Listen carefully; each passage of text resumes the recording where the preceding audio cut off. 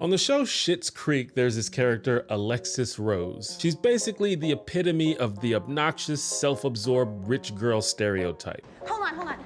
Those bags are not for you. My boyfriend bought those for me, so theoretically, they are his. She's spoiled and kinda snooty. Ew. She's obsessed with being the center of attention. She's constantly name-dropping her wealthy acquaintances. I used to text Zac Efron just like a question mark whenever I wanted a booty call.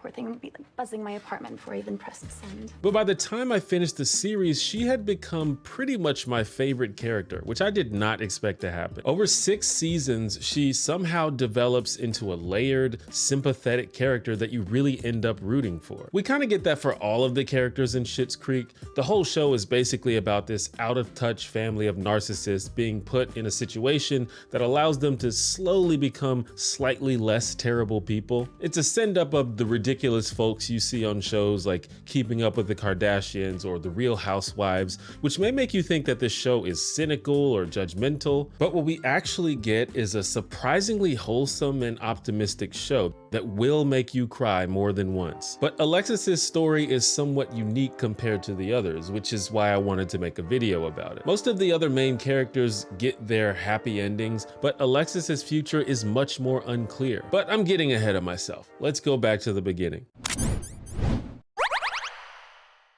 Hi, I'm T1J. Follow me. I'm supposed to use this time to ask you to subscribe to the channel, but now I have to get into the video before people get bored.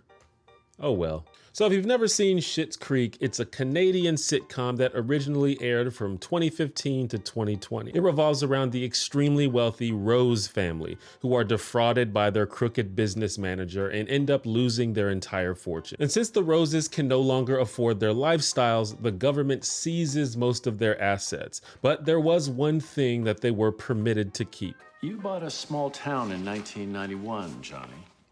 Yes, I bought that as a joke for my son. Wait, you actually purchased that town?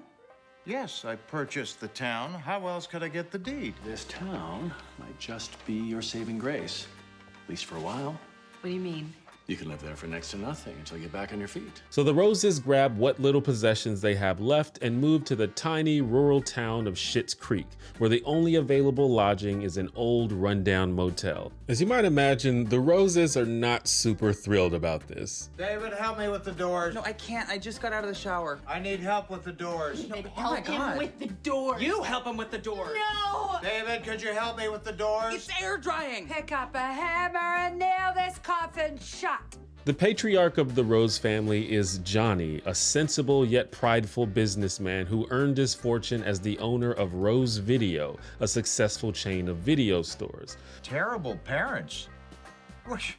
We sent them to the best boarding schools. We hired the best nannies. We did everything right. Which is funny considering that this show owes a lot of its success to the boost in exposure it got from being released on Netflix, the company that is largely credited with gutting the video rental industry.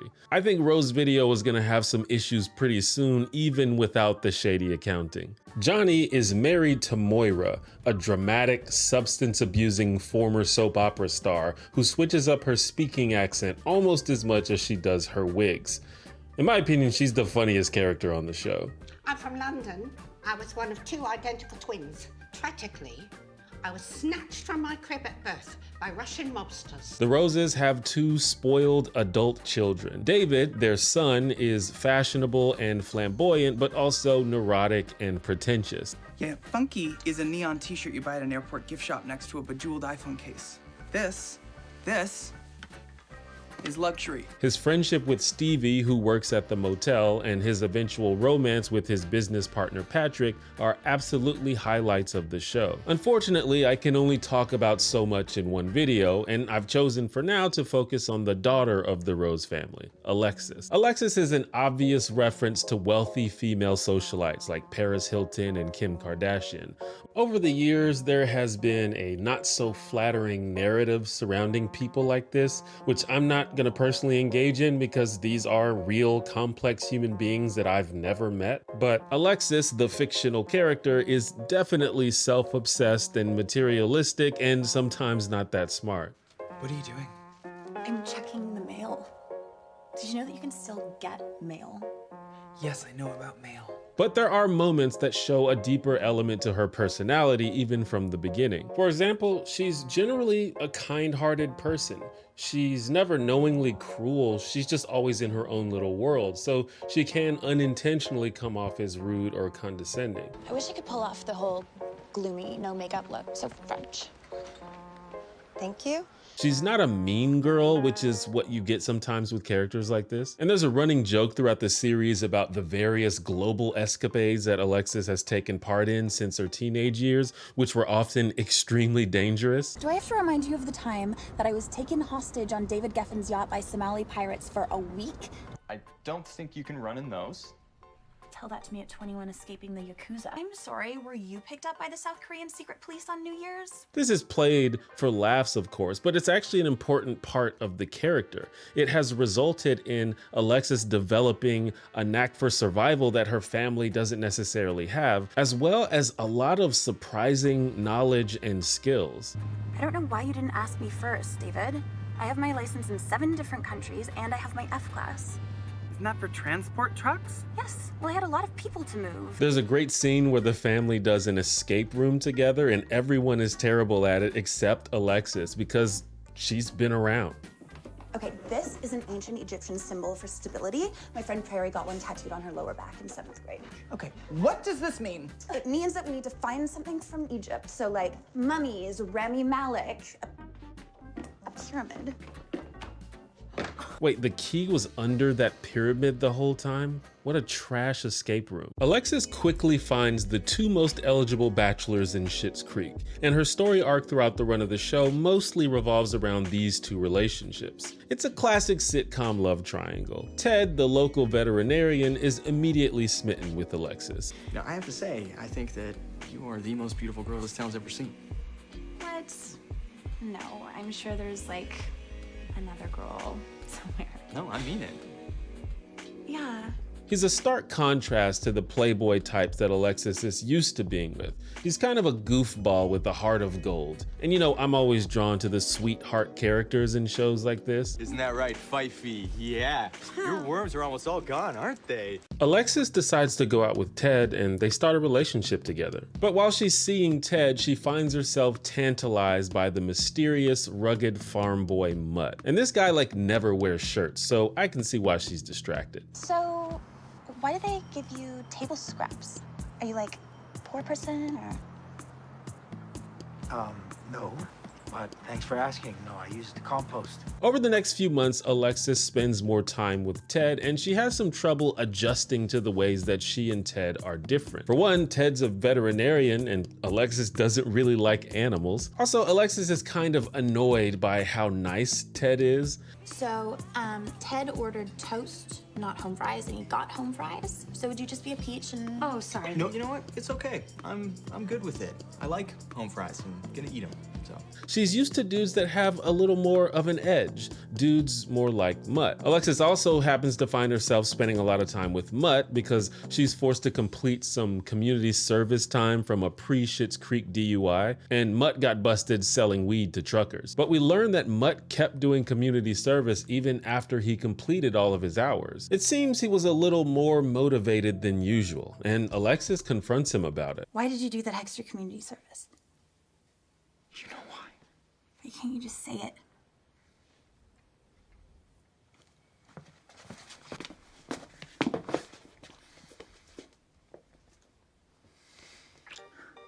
After a couple of months, the Roses finally catch a break when a wealthy businessman offers to purchase the town from them for $1 million, which would certainly get them back on their feet and enable them to move out of Schitt's Creek. And needless to say, the family is excited.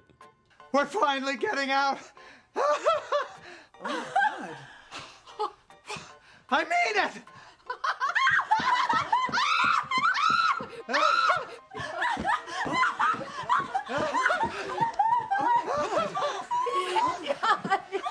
But when Alexis goes to say goodbye to Ted, there are some complications. Well, me and my family are leaving.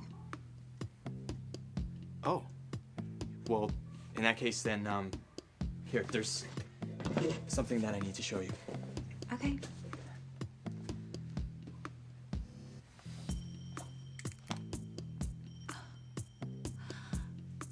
Alexis Claire Rose, will you marry me? As you might imagine, the deal doesn't go through. Otherwise, there wouldn't be a show, which leaves Alexis in a sticky situation. Are you going to be all right? I'm pretty sure I'm engaged. And I'm pretty sure I just cheated on my fiance. Alexis ultimately decides to break up with Ted and start dating Mutt. You're the perfect boyfriend, Ted, but you're just not the perfect boyfriend for me. But the relationship only lasts a few weeks because the whole relationship is pretty much based on how horny they are for each other. It's unclear if they actually even like each other. Mutt was dismissive towards Alexis the first day they met. Composting? Yeah, no, I know composting.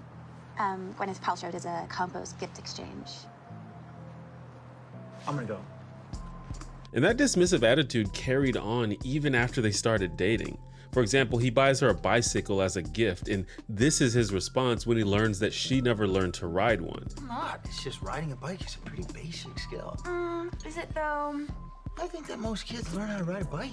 So yeah, it just seems like the only reason they hang out is because they enjoy boning. Well, that's not totally fair to Alexis. She is clearly emotionally invested, but Mutt is distant and aloof. Alexis tries to connect with him, but he's unwilling to meet her halfway. All I am saying is that, you need to talk about everything, and I don't. I don't need to talk about everything. I'm just saying that if I stop talking, then who knows when we're gonna start talking again. You know?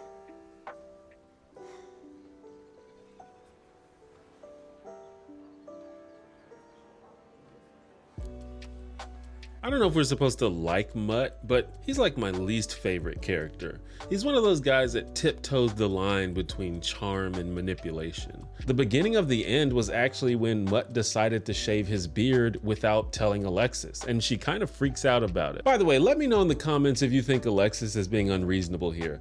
I'm just saying that I think that was a decision that we needed to make as a couple, okay? We need to communicate more. I really didn't think that this was a thing we needed to talk about. Did you have to have a conversation with your partner before you decide to shave your own face? I'm sure it depends on the nature of the relationship, but it's not really about the beard. It's about how Mutt doesn't see Alexis as an equal partner in the relationship. There's a very clear difference here when compared to Alexis's relationship with Ted. They're also very different people, but you can tell that Alexis and Ted respected and liked each other on more than just a physical level. Meanwhile, Mutt mostly seems annoyed every time Alexis speaks. Ultimately, they have a silent mutual breakup that actually predates the famous good soup scene from Girls.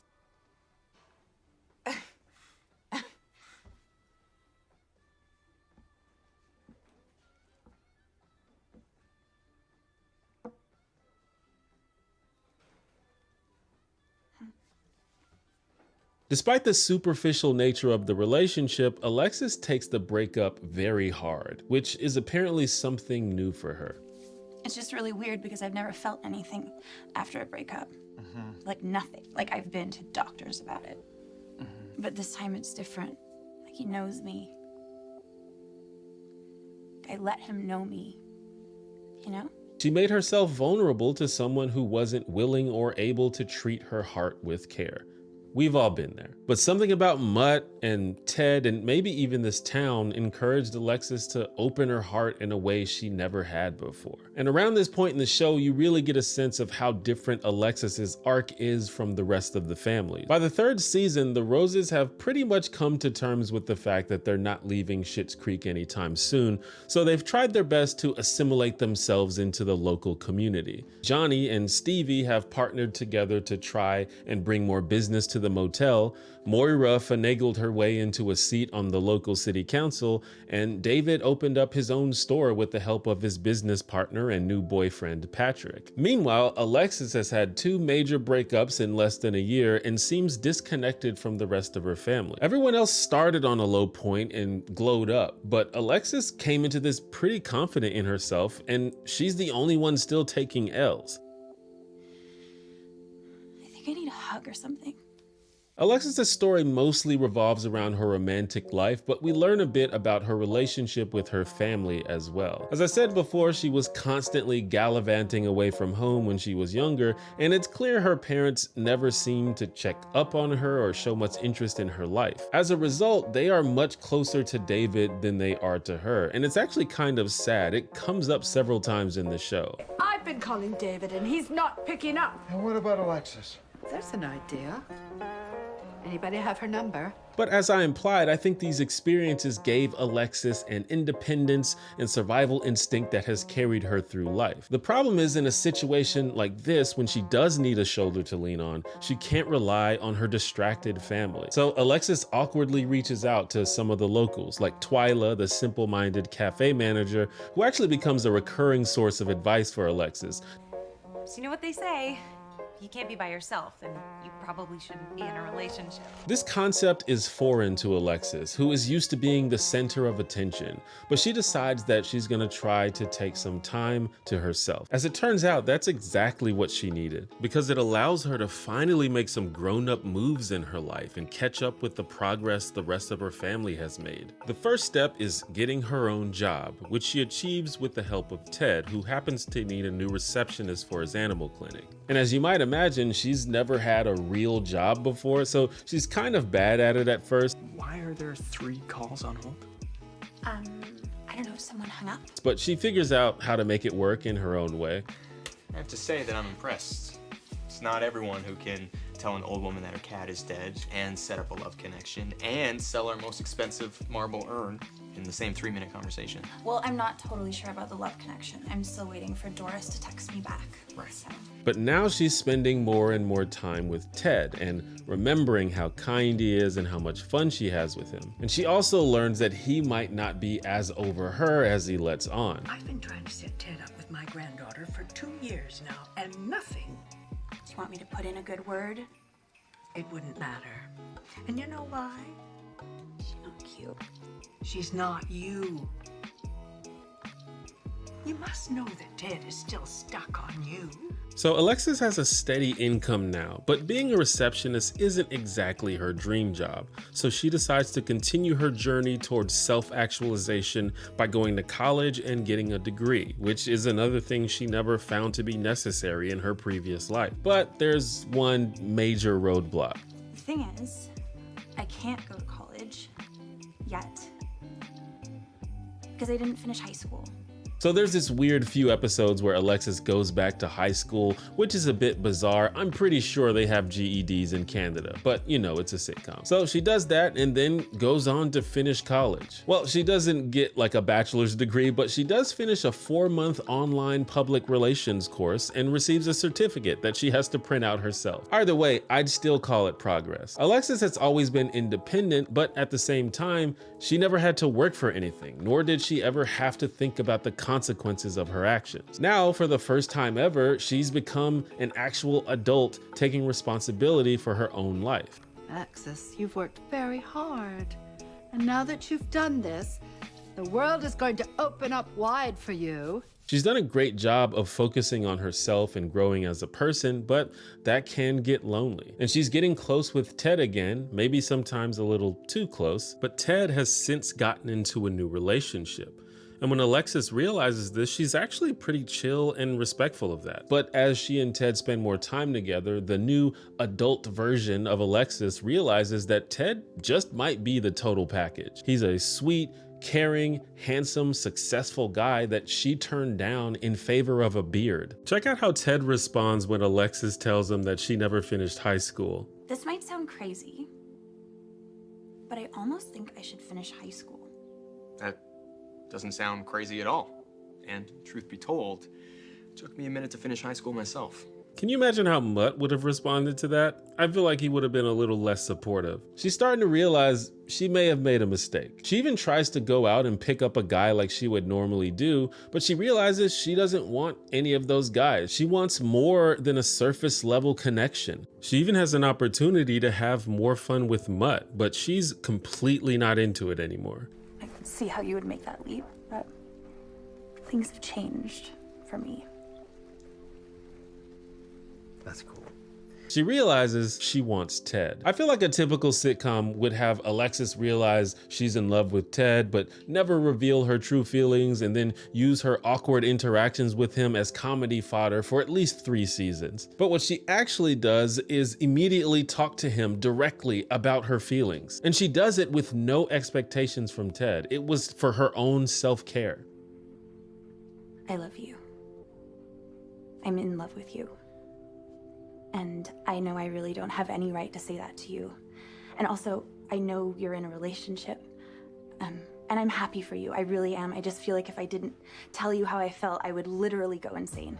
Luckily for her, Ted has always been a bona fide Alexis simp, so they reunite almost immediately. And again, they don't do the TV thing where it's like, I'm dating this girl, but I'm in love with someone else. What am I to do? No, Ted immediately breaks up with his girlfriend because he wants to be with someone else. That's what you should do. I just think it's cool to see fictional examples of people being emotionally intelligent. It's especially rare in sitcoms. By season 5, the Roses have settled into Schitt's Creek and have become a successful working family. Johnny and David are running successful businesses, and Moira's acting career has been revitalized with a starring role in a B horror movie. They no longer seem like fish out of water so much as just another addition to the oddball characters that already populated the town. The main through line of this season is Moira putting together a local production of the musical Cabaret. And that probably sounds like strong jumping the shark vibes, but Schitt's Creek established itself as a musical show from the very beginning. Near the end of season 5, however, we do get a couple major developments, the most significant of which is David and Patrick getting engaged. But of more relevance to us right now, Ted ends up getting selected for an exclusive research expedition in the Galapagos Islands, which requires him to move away from Schitt's Creek. At the same time, Moira's movie, The Crows Have Eyes 3: The Crowaning, has become a surprise streaming hit, and she's asked Alexis to be her publicist, marking a big opportunity for her career. A shitty horror movie related to birds that became a surprise hit on streaming? That's gotta be intentional. But anyway, this means that if Alexis and Ted want to be together, one of them will have to essentially put their dreams on hold. And once again, they don't milk this situation for sitcom funnies. It's eventually resolved through Alexis and Ted having an adult conversation. Ultimately, in the saddest scene of the entire show, Alexis and Ted make their decision. You can't move back here, Ted. You've just been offered the job of your dreams, and there's no turning back now. What about you? What are you gonna do? This might come as a shock to you, Ted, but I can't move to the Galapagos. I wouldn't let you even if you tried. You're building something special here, Alexis, and you deserve to see where it takes you. I'm so proud of you. I'm so proud of you. I don't think I'm ever gonna meet another woman who made me feel the way that you do. I'm sure there'll be, like, some other woman somewhere. To us. To us. At the end of the series, Johnny lands a huge deal with an investment firm to turn the motel business into a franchise. The firm is located in New York, so the Roses plan to move the family there, after having spent over 3 years in Schitt's Creek. This works out for Alexis, as New York is the perfect place for her to embark on her budding career as a publicist. But when Moira gets a lucrative job on a reboot of her old soap opera, she and Johnny decide to move to California instead. And after some heartfelt deliberation, David decides to stay in Schitt's Creek with Patrick. So, does this mean you'll be coming with us, Alexis? No. I think it means that I'm gonna be flying solo to New York. I've done it before and I can do it again. Alexis's story ends on kind of a hopeful note, but unlike the rest of her family who have very specific things to look forward to, we don't really know what Alexis's future holds. I wish I could check on her. I hope she's okay. Mostly, I was just delighted at how this superficial diva evolved into like the sweetest and most thoughtful character on the show. I'm a sucker for a sweetheart. The theme music for Schitt's Creek is kind of perfect and really captures the feels of what's going on the show.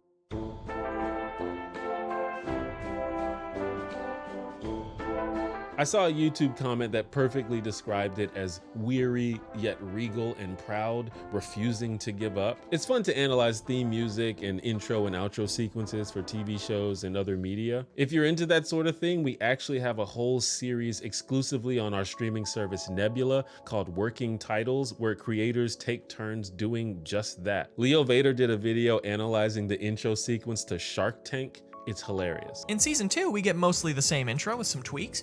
Kevin's intro now starts with, Kevin O'Leary knows how to make money. Okay, getting a little defensive. Barbara's real estate company is now successful in the shark-filled city of Manhattan. Newsflash, it's a borough, not a city. Even I know that. Real New Yorker over here.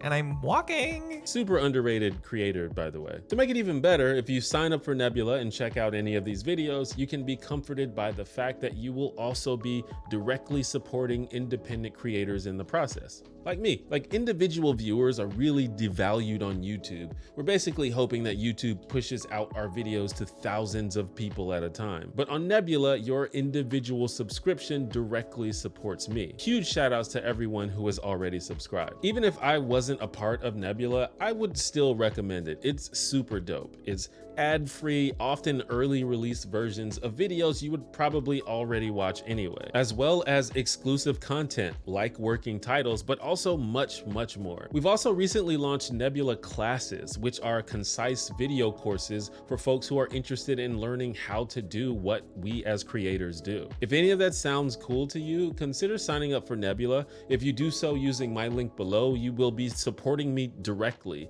And you can also use that link to get 40% off an annual plan, which comes out to just a little over $2.50 a month.